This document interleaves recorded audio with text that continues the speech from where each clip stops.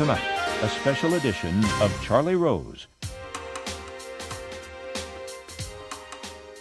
Warren Buffett, the CEO of Berkshire Hathaway and the second richest man in the world, announced yesterday he is giving much of his $40+ billion fortune to the largest and perhaps most admired foundation in history, the Bill and Melinda Gates Foundation. In essence, he is using that foundation to pass his money back to society. It means the foundation, which now spends $1.5 billion per year on global health, education, and libraries, will now spend $3 billion per year. Think of the consequences for those who are poor, sick, and uneducated. It means Bill and Melinda and Warren can make even more real the guiding principle that all lives are equal.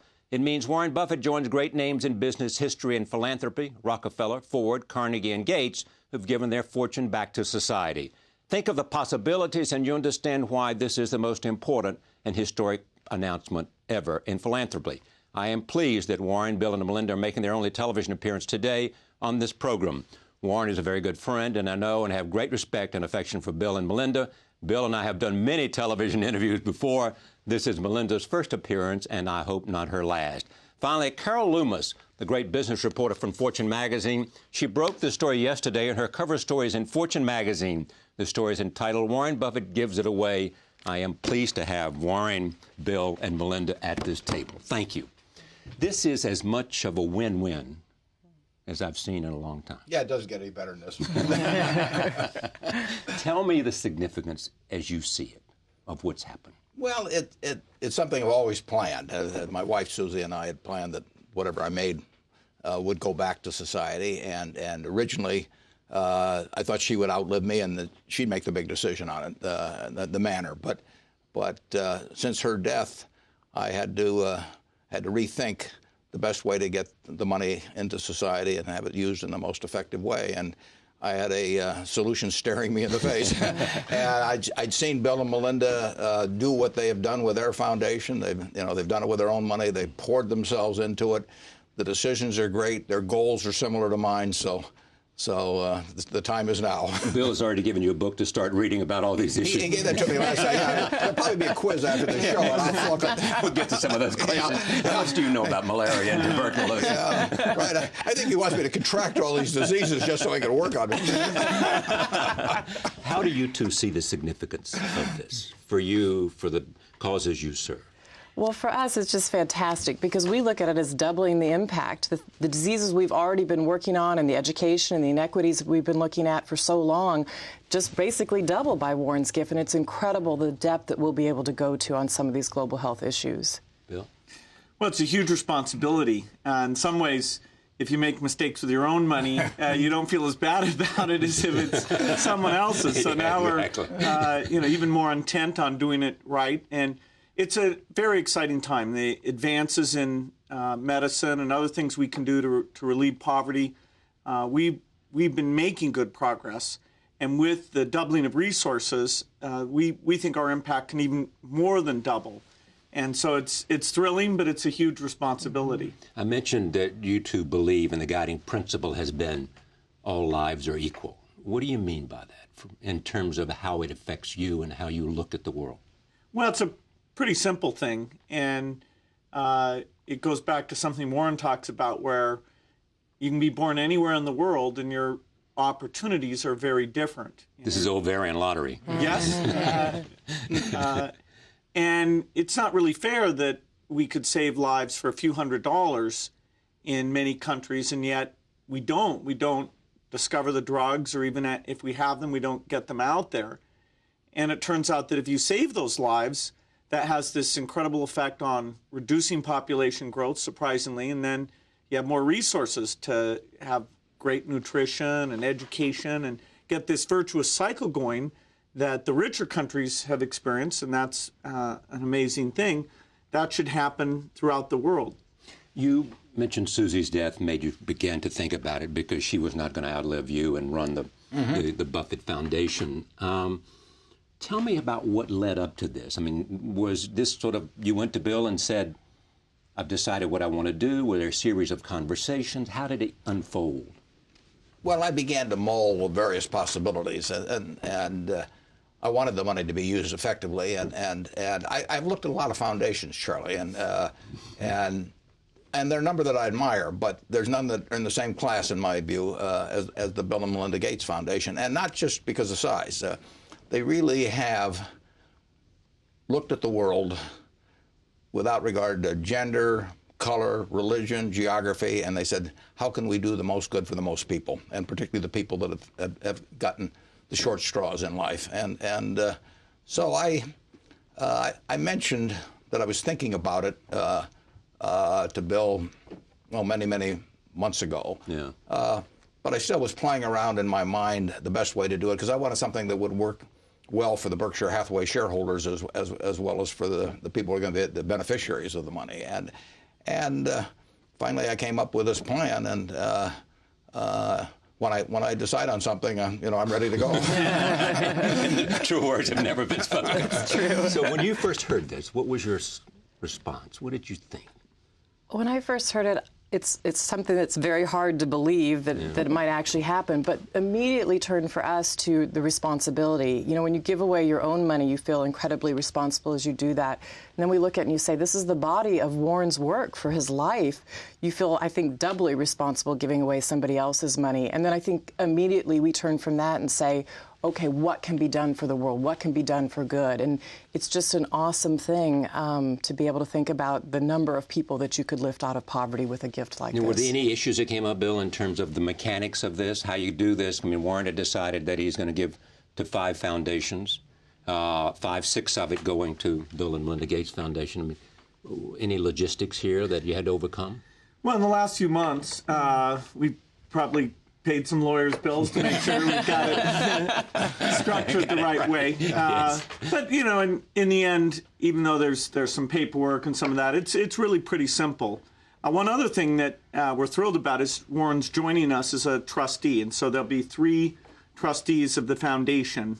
And that'll be a great addition for us. But that was not a condition of the gift, Charlie. Yeah. That you I'd be totally happy if and the 2 of them are going to be running it. But, and we would have been happy to have Warren as a trustee without the gift. Yeah, exactly. That's how it turns out. And the idea, the only condition of this, if something happens to them, if a plane goes down, as you have said, then what? Well, that's a very, very low probability. But if they weren't available to run it, I would want to take a look at what the ongoing situation would be. Yeah, take a fresh look. Doesn't mean I wouldn't be doing the same thing, but I am doing this because I've seen 2 extraordinarily talented people apply themselves big time to the major problems of the world, and I would want to see what was going to be the next act if that happened, but it isn't going to happen. There is also a selfless act. I mean, didn't you have any great desire to see the Buffett Foundation and the Buffett Library and the Buffett this and Buffett that? No, 0. No, I like the Omaha Public Library. What will be your role then? I mean, you will be a trustee, but will you sort of, what? If I have any ideas, they can use me as a sounding board. They can use me any way they want to use me. Well, they're already doing that. Yeah, well, that's true. And so there really, it's not a big deal. But if anytime I can be helpful, fine. I won't get involved in their investments. That complicates life. So I'm totally out of that game. Are their priorities your priorities? Yeah, overwhelmingly they mesh. Yeah, I wouldn't be doing it otherwise. And you have the Susan Thompson Foundation still looking at other issues, and the kids have foundations which are involved in a range of issues. I've seen what they're interested in. I mean, and I've seen the way they pour themselves into it. Bill gave a presentation at the Greenbrier in 2001. It was right after 9/11, and it was one of the best talks I've ever heard. I really wish I'd had it on tape. I encourage you to go on with Bill Moyers later on. But it blew us all away. There were 40 or 50 of us there, and when you see a couple of outstanding minds, passionate about doing something that's in sync with what you would like to see done, that's a no-brainer. You describe the brains as ungodly in Fortune magazine. The idea of what impact this has. Will it change priorities? Will it change, obviously, the size of the staff? Will you be able to do things that you couldn't before? Well, absolutely. In some ways, we have the challenge of success. That is, every time we get a new drug, then you have a much bigger problem of how do you get it distributed? How do you make sure it has the impact you have in mind? And if you look at the top 20 diseases, there's at least 10 of those we're making very good progress and can expect in the next 5 to 10 years to have solutions. And so scaling up is very important. In education, as you get one high school that's working well, it's a model, you'd like to see that spread throughout the country. And so what we've got here is the opportunity now to really deepen and accelerate.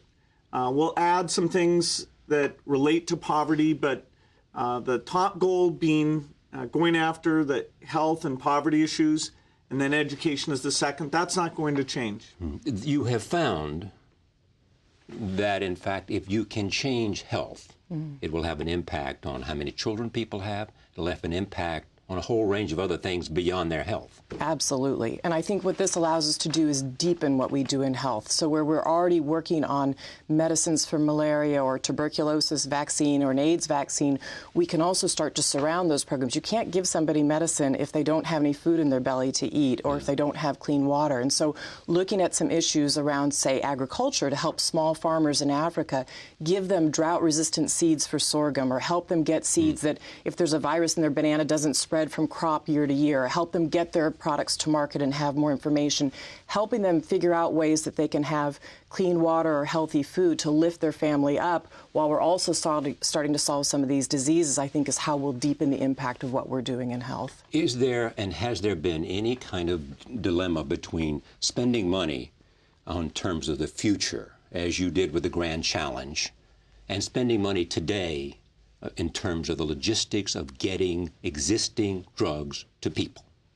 Absolutely. I mean, we have finite resources, and there's a very healthy dialogue that goes on where some say, hey, you ought to spend more on the immediate solutions, and others say, no, you're kind of unique in being willing to fund the research, and so you should focus more on that. And that's great. Having that ongoing dialogue, people who disagree with this, getting advisors to come in on those issues is very helpful. You know, take AIDS as an example.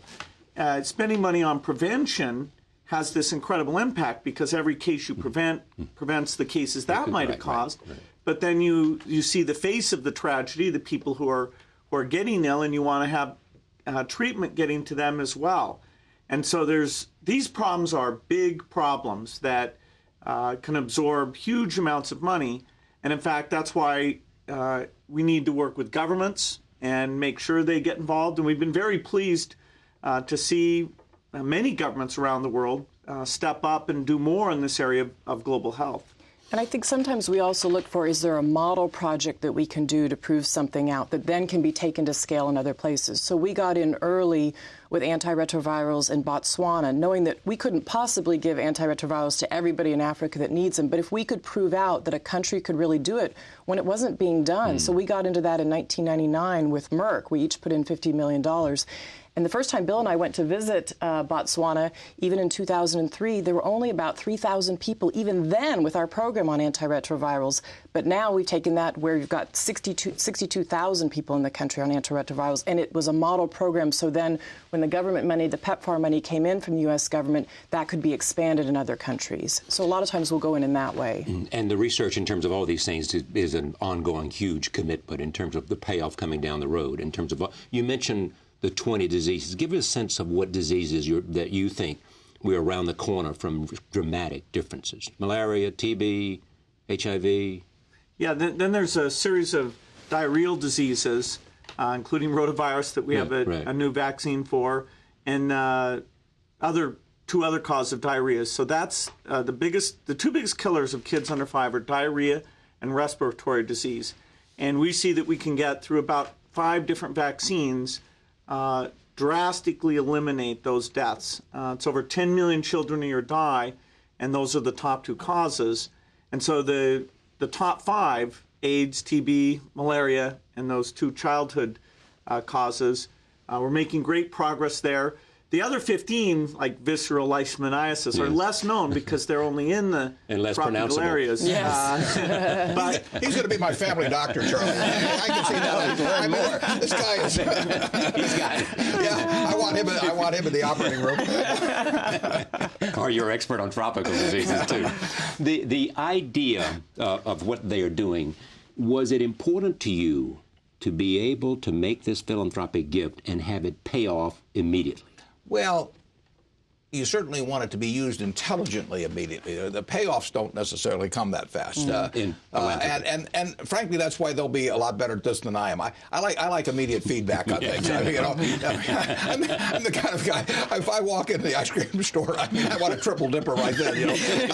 So you don't want to send down and really, philanthropy, you have to have a longer view than that. You have to take delayed results in many cases. Now, they're going to be impatient to get the best results they can, but it's a different game in that respect, and they're very well suited for it. You weren't convinced that you'd be good at philanthropy, were you? I think I'd be terrible at it. Why? Well, other than the fact you just said. I like the fast feedback, Right. but secondly, it probably requires answering to a bigger constituency in a sense than I like doing. I like to look in the mirror and ask myself whether I'm doing okay, And there are a lot of people whose opinions I really don't want to listen to, So you have to be a little more diplomatic, perhaps, than I am.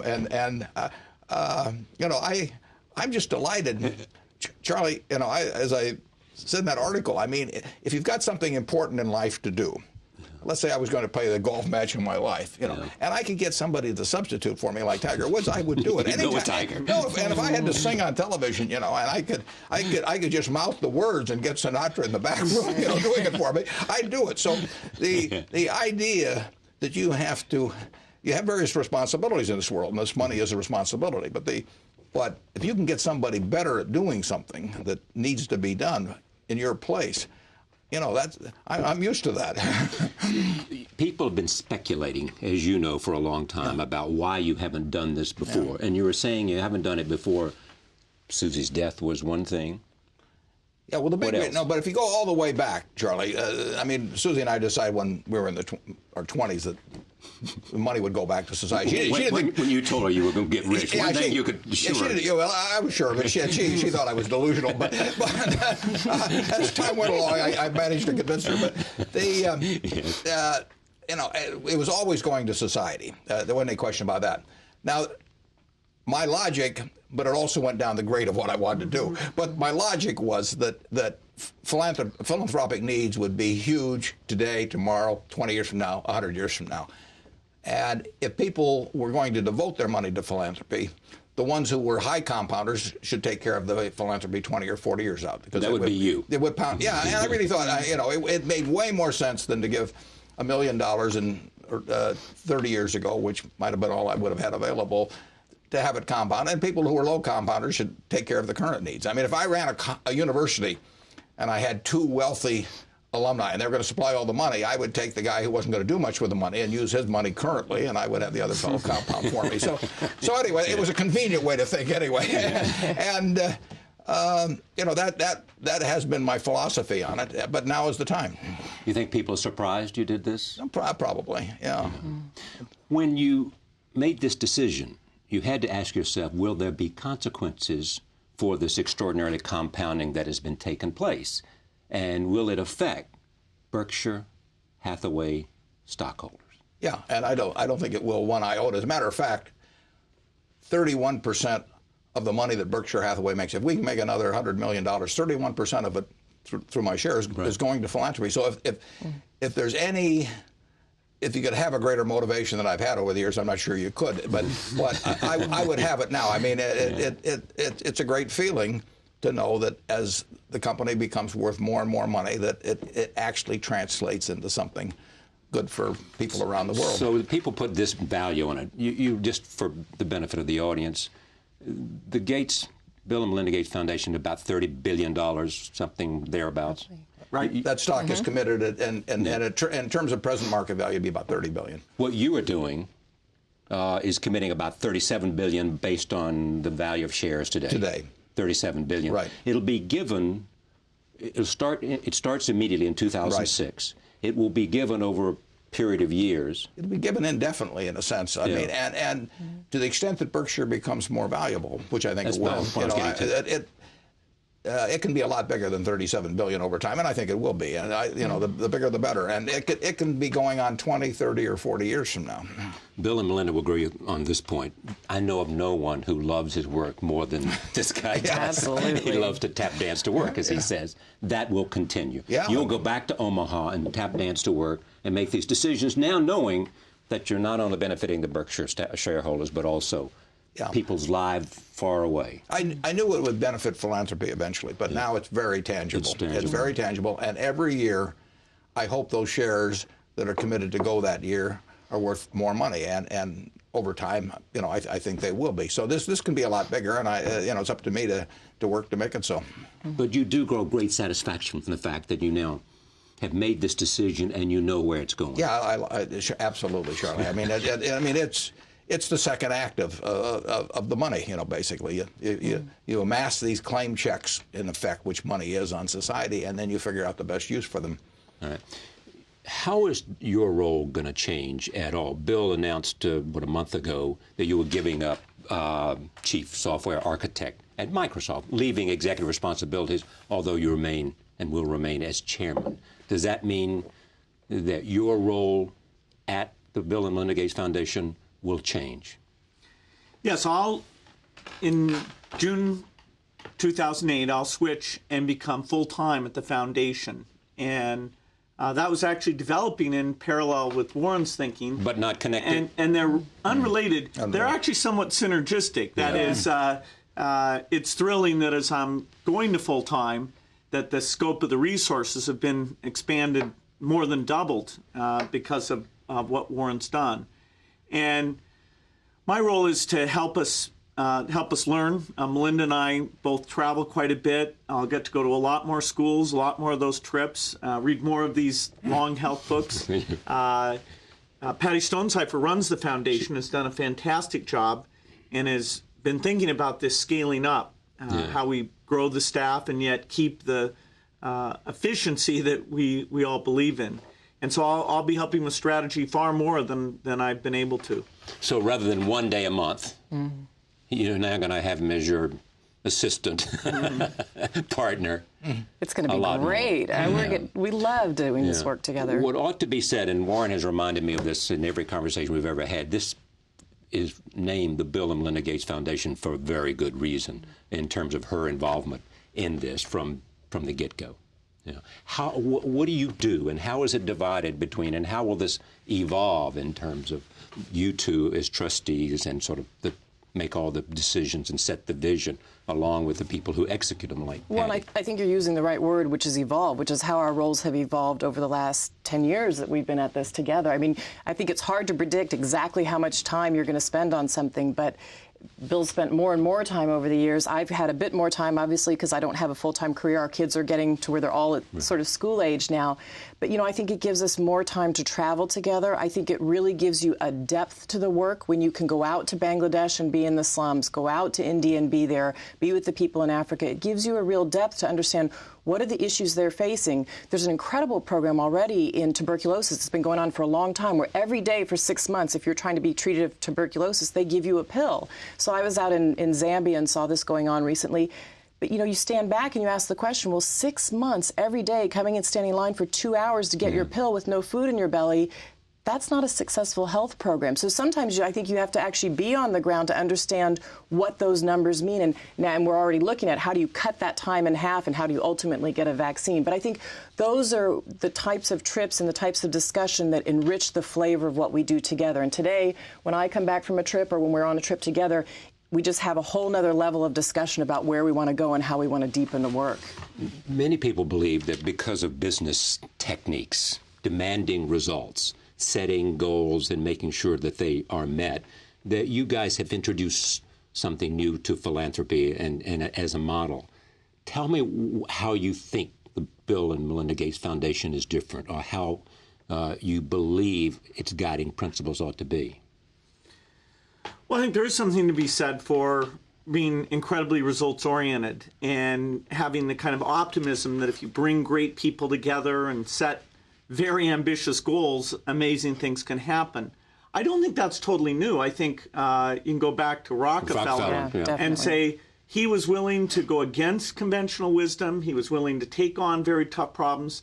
Again and again, we find things where the Rockefeller Foundation was doing it right. The philosophy that Carnegie had in the Gospel of Wealth, Warren handed that out at a get-together we had, and it really helped me think about philanthropy and how you ought to set very high goals. This is before you created the foundation? That's right. The whole idea. It was over in Ireland. The whole idea of not that leaving the wealth to your children would actually not be the best idea for society or for them. That came out of some things that Warren was talking about right around the time we met him. I was stunned to think, oh, geez, this is a problem I'll have to deal with. Here's some very good advice about that, and now here we are. But I do think energy and pulling people together the right way, getting partners to work together in new ways, it's what's allowed us to move as fast as we have. Charlie, in business, I've had a great partnership with my partner Charlie Munger, and I've seen what happens when you get two people together that are totally in sync, but also have different ways of looking at things, but are working toward a common goal. And you could not have a better pair than Bill and Melinda running a foundation. I wonder, do you think he'll be drawn into this, and so his involvement will deepen? A little bit. I think Warren would be an incredible philanthropist, but he loves his job, and that's what he's going to do full time. Yeah, but you love your job, and you have misgivings about leaving Microsoft. No, I do. This is a tough one. It's unusual to have two things that you love and that you think are important and challenging. And so, I've had this debate for several years, and I wanted to be very explicit about the change, and I don't even know what it'll be like, but I'm very excited about it. And this just reinforces the importance of having that time and spending it well. But, we had Warren at a discussion about microfinance about a month ago, and, it was great talking with these bankers. And, Warren was asking about their costs and did people repay the loans? And so we're going to draw them in a little bit. We'll do our best. I bet. You said it famously about children, your own children, who you've done wonderful things and created foundations for them. I'm very proud of them. Yeah, exactly. And you're very proud of them, and they feel the same way about you, that you wanted to leave them enough money so they could do whatever they wanted to do, but not do nothing. Yeah, that's so they can do anything but not nothing. I don't believe in dynastic wealth. I mean, if you contrast, it's nice to leave something to kids. And I can understand a person who wants to leave their farm or a small business they built and all of that to their children. But dynastic wealth, the idea that many generations should be able to go without doing a thing if they wish, simply because they came from the right womb. That really strikes me as flying in the face of really what this country is about. We believe in a meritocracy and equality of opportunity, and dynastic wealth flies in the face of that. So I've really felt that if you have a choice between having a foundation like this doing tremendous things for people all over the world, or having a bunch of people, as they say, that came from the Lucky Sperm Club. Right. The Ovarian lottery thing. Yeah, right. Yeah. Now, you mentioned Charlie Munger. Yeah. You called him up and said, I'm thinking about doing this. What was his reaction? He says you finally had a good idea. I've been waiting for that for years. Did he really? Yeah, a bit more or less,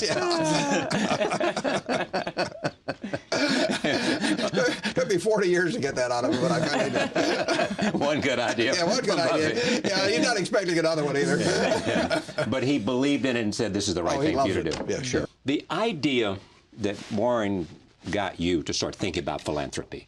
Then in 1993 or 94, you read this report, World Development Report. Tell me what that said to you that seems to be linked to everything you have done since then. Well, before I read that, I thought that the world was really prioritizing how money was spent so that it would go after these inexpensive ways of saving lives, and that there wouldn't be a disease that I'd never heard of that was killing over 500,000 children a year, rotavirus, right. And that if there were, all the drug companies would be working on it. And so this fact that when people are so poor, they can't afford the medicines, so nobody works to create those medicines. And you have diseases that aren't in the rich world, so you don't get the trickle-down benefit that you're solving it for the rich, and therefore eventually it gets to the poor. I hadn't known that. And you didn't know this fact, and so therefore... Right. I thought that coming into philanthropy, all the really important stuff would already be addressed, and so it would just be on the margin what could be done, and that you'd have to struggle to find something really impactful. But once I read that report, I said, hey, there is something here, actually a tragedy that it's not addressed, but in terms of being the key priority that we could put our energies into and go after, it just jumped out at me. Charlie, Bill and I sort of have a background mindset of a market system. And a market system works awfully well. It's worked well in this country. But a market system has not worked in terms of poor people around the world with a disease that should be available for just peanuts. Really. It doesn't work because people can't afford to participate. The market system just fails in that case, and you have to interject yourself into that and make sure there is a system that will deliver. I'm a big believer in the market system 95% of the time, but the it's done pretty well for me. And the world. And the world. And the world, absolutely. But there are things where the market system is not going to solve the problem, and that's where Bill came in on this. You have said to me in other conversations, that when you were thinking about what foundation you might be involved in, not in terms of choosing one, but in terms of what your money might, that you wanted to choose things that had perhaps been neglected. Yeah, if the money is pouring into something and talent, there's really no reason to duplicate. There's millions of good things to do in the world, and you're looking for something that's important. You're looking for something that you'll be reasonably good at in terms of implementing any ideas that do come to mind, and you're looking for something that really needs more funding. And that's exactly the way that Bill and Melinda have come at the problem. You know who Bill and Melinda can certainly speak to this, who would love this is Susie. I mean, the idea of what you have done. Because she said to me, I'm always wanting him to... Right. To do more. Yeah. I was not not holding her back. We'll put it that way. Holding her back from speaking her mind or from giving away. No one could have had better instincts about doing it, and she would have liked to start it much sooner and as soon as it could be done on a good scale. And I wouldn't quarrel with that. I mean, she saw people one at a time, and she saw them with needs now, and she was hit by that, obviously. So I don't disagree with that.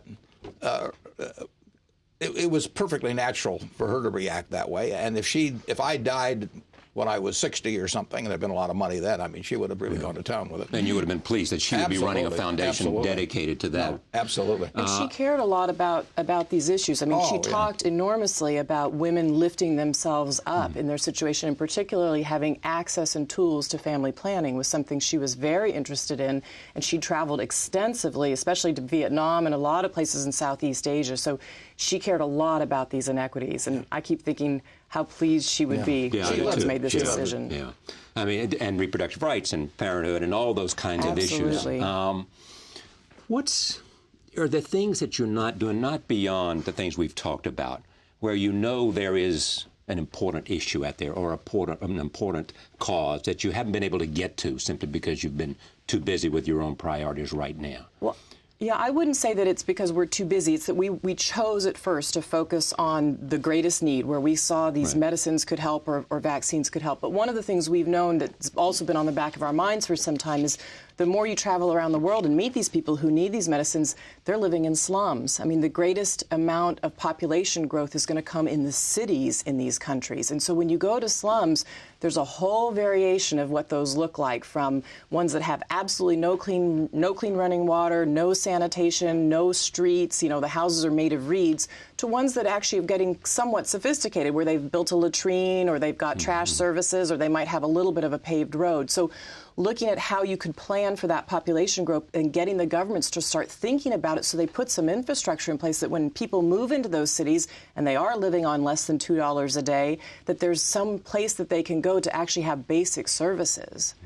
Do you feel some urgency now because of, one, you're spending more time, B, you've got more resources, more in your arsenal, as you have said, to do more with respect to governments, because you have access to every head of state in the world, I'm sure, to get them more involved, because there are things, notwithstanding this edition, that in terms of sustaining impact, you're going to need other people to step up.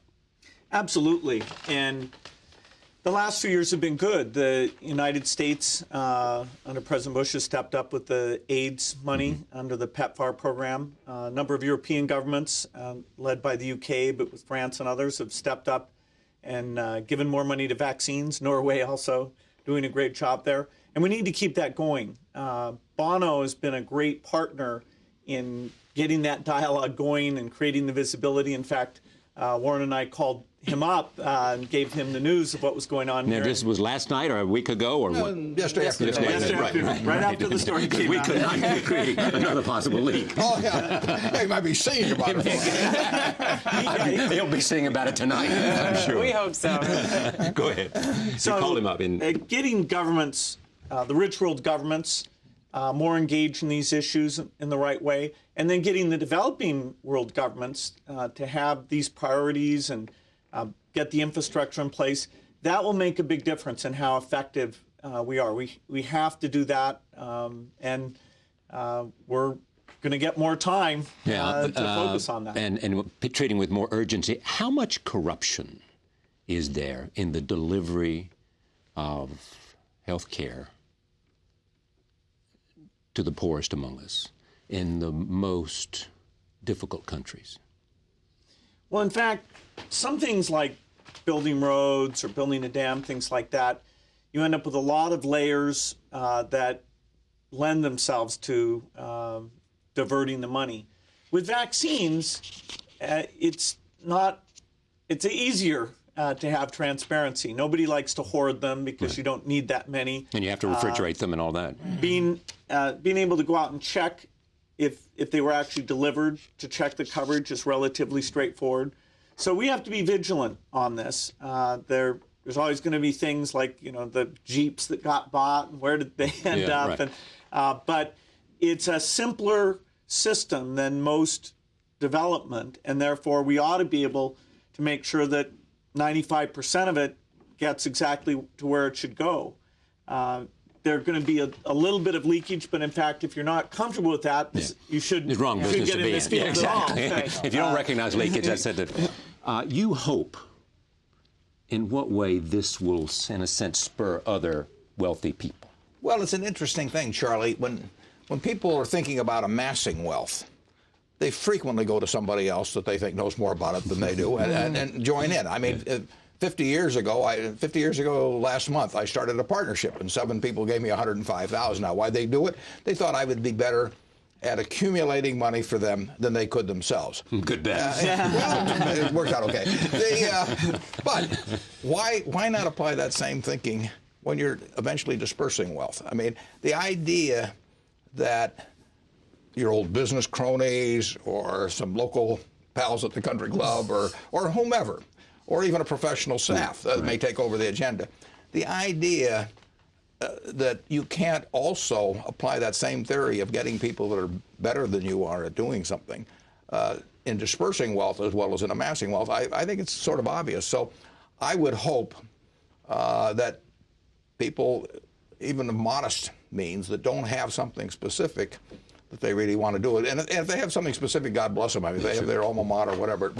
But if they really are sort of groping for what to do with far more money maybe than they ever anticipated that they would have, they can look around. It doesn't have to be the Gates Foundation at all, but they should look around for somebody that they think will do the job better than they could do it themselves, that has somewhat similar goals, and turn the money over to them. I think it makes nothing but sense. One thing that the Gates Foundation does, many people may not know about, is that you create partners where people are not willing to take. They can't because in a market system, pharmaceutical companies or perhaps governments, because they can't take the first step. Right. Tell me how that works.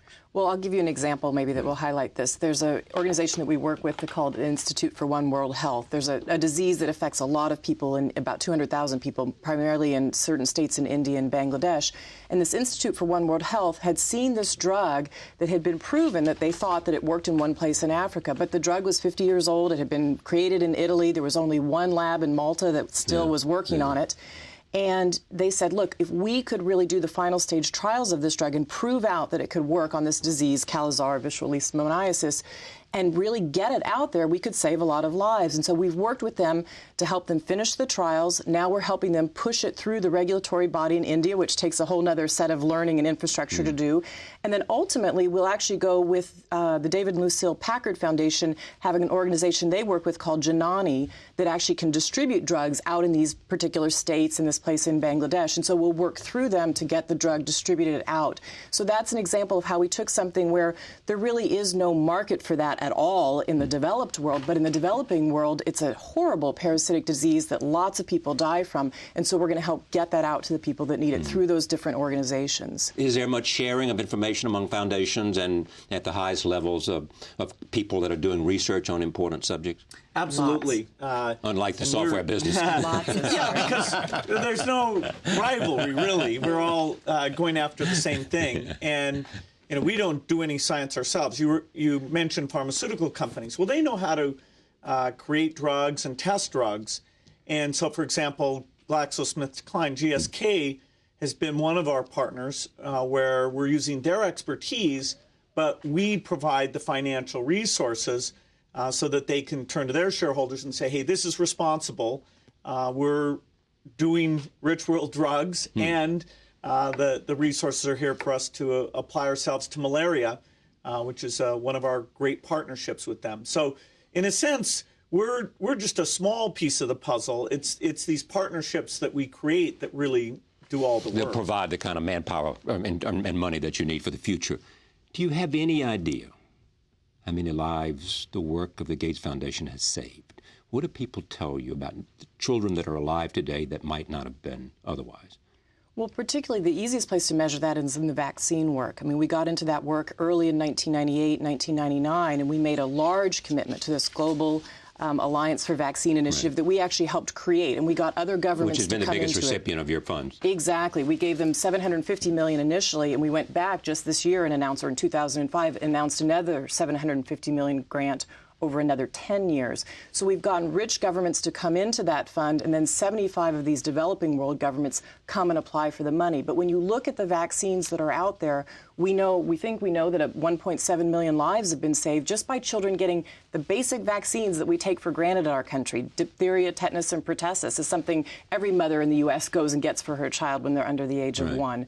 That, getting out some of the new vaccines, Hib, yellow fever, those are all things that we're getting in the hands of children. So you can measure it in that way.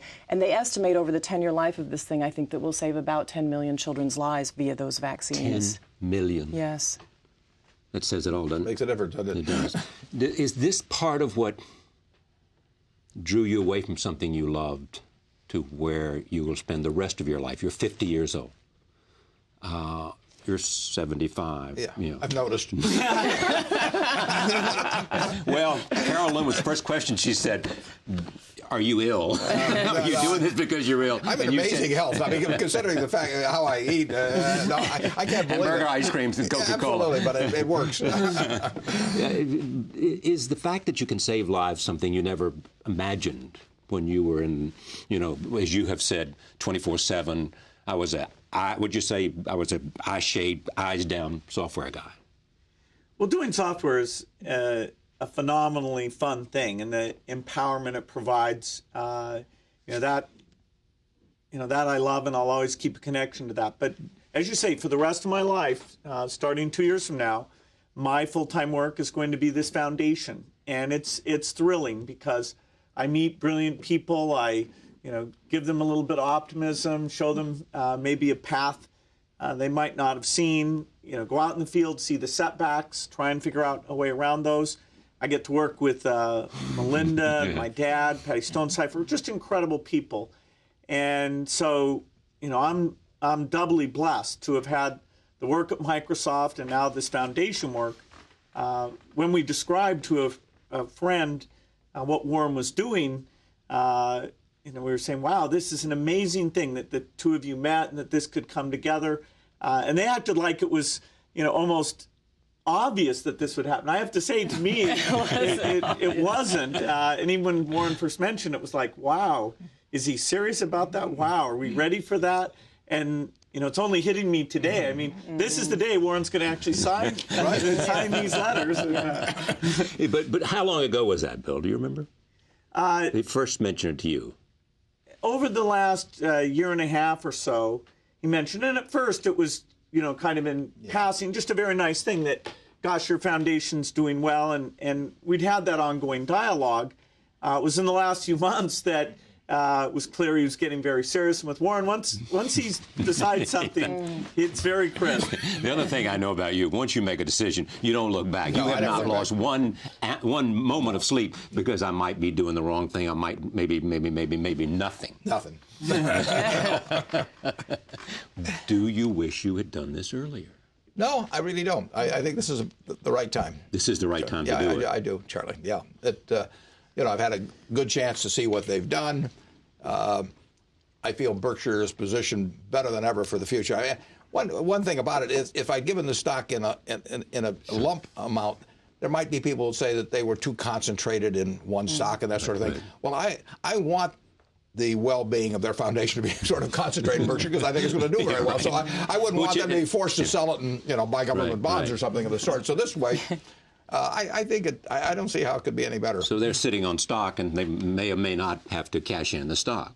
Well, yeah, but they'll tend to cash in the stock as it comes, as will the other foundations. But I've got to raise money to spend. All of these years ahead to make the stock more valuable, which is, I've always wanted to do anyway, obviously, but it'll be even more fun now. Yeah, but I'm coming back to another point. How will this change your life day to day? Zero. Yeah. You go back to Omaha and you tap dance to work. And you get on the phone. Bill once said to me, you do three things. You talk on the phone, you read, you play bridge, and then watch an occasional television show. What else is there in life, Charlie? Well, I'll tell you what else there is in life. There is the satisfaction to know and to see that you can, while you're alive, not when you're dead, and not among executors, that you can do something that you can see because it's already taking place, changing lives, saving lives. And see it getting done right, which is really terrific. With accommodation, The idea of what you have done, has it changed your thinking since you began this in 1994, was it? Yeah, absolutely. We're every year, and we're going to go on learning.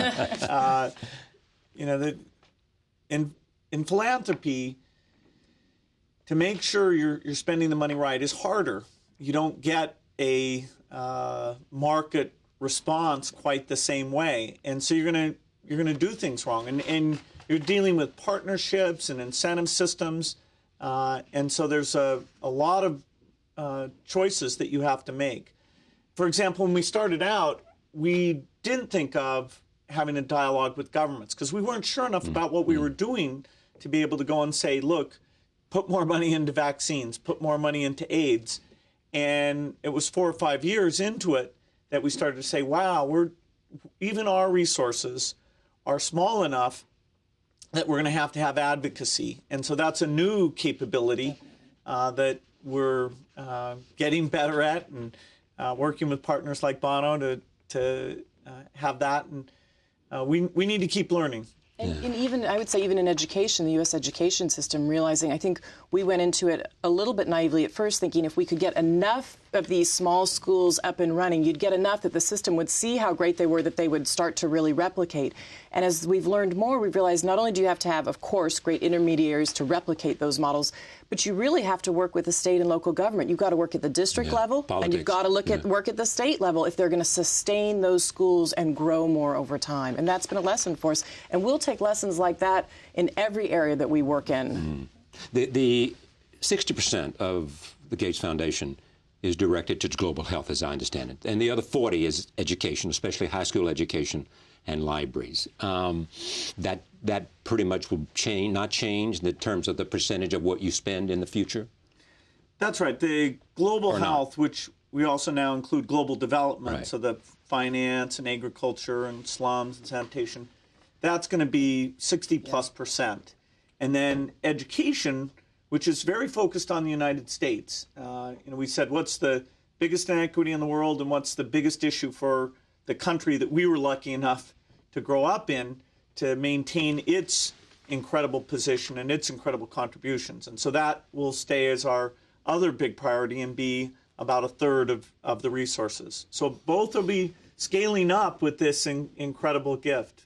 Global health has gotten more attention, some would say. Is it simply because it's so much more visible, or have the successes there been more tangible than in education? Well, I think you have to realize that global health is a whole mix of problems. I mean, we're talking about malaria and tuberculosis and HIV and rotavirus. So when we talk about it, it's hard to talk about it as all one thing. And I think Bill and I are both equally passionate about how do you lift up these people from poverty, but all the issues related to them. We talk a lot about U.S. education, but I don't think there aren't quite as many things to go and discuss as there are in global health, where we're constantly pushing in all these different areas. So, and I think also as Bill gets more time and we're in the schools more, you'll hear us even more talking about the U.S. education system. We are passionate about it. And, I think we give a lot of scholarships. We've got 1,000 kids a year on scholarships through one of our programs. And those are fantastic stories when you go and talk to those kids. Thank you for coming. It's great to have you here on this program to talk about this. And I hope you'll do this again now that I've got you to the table. I wouldn't miss the point. Bill, it's great to see you. I mean, I think you and I have done more interviews than anybody else, and it's always a pleasure to have you on the program. This is a great day for you. It's a great day. It really is. And there is a sense of excitement about it because it is about the future and it's about changing lives. And I'm deeply, deeply thankful that you came here because it is such an incredible story of spirit and as you said, the spirit of your late wife, Susie, is part of what's happened here today. Thank you. Thank you all for joining me. Thank you for joining us. The Bill and Melinda Gates Foundation, as of today, is a much different foundation with the same goals, but more, as Bill would say, in its arsenal to make an impact on people's lives around the world, every life that is equal. Thank you for joining us. We'll see you next time.